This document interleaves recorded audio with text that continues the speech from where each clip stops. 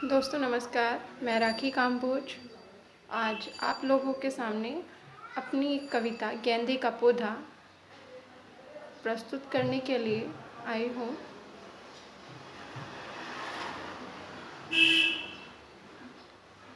मैंने किया एक शोध था, गेंदे के पौधे को गमले में लगाया, एक को ज़मीन में रोपा था।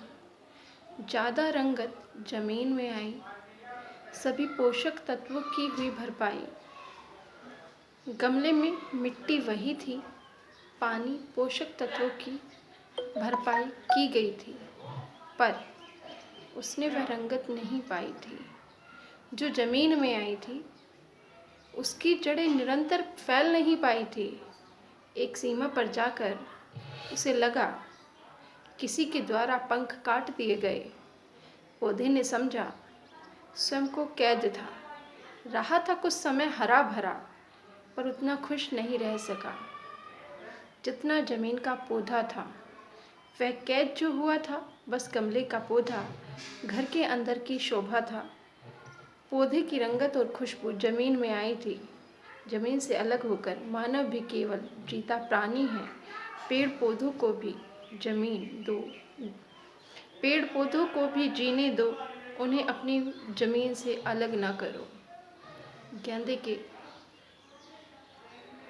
दो पौधों को मैंने अलग अलग लगाकर देखा और दोनों की दशा देखी। उन दोनों की दशा में ज़्यादा बेहतर दशा उसकी थी जो स्वतंत्र रूप से फैल सकता था, अपने आप से अपनी ज़रूरत के अनुसार खाद पानी ज़मीन से ले सकता था। एक गमले का पौधा जिसे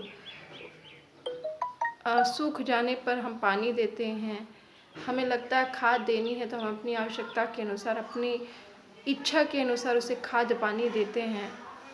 वह कुछ दिन तक तो खुश रहता है जब तक उसकी जड़ें निरंतर फैल पाती हैं गमले के अंदर, लेकिन जैसे ही उसकी जड़ें फैलना रुक जाता है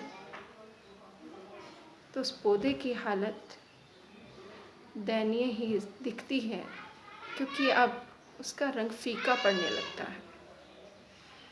इसीलिए मैं अपनी कविता गेंदे का पौधा लेकर आई थी आप लोगों के समक्ष।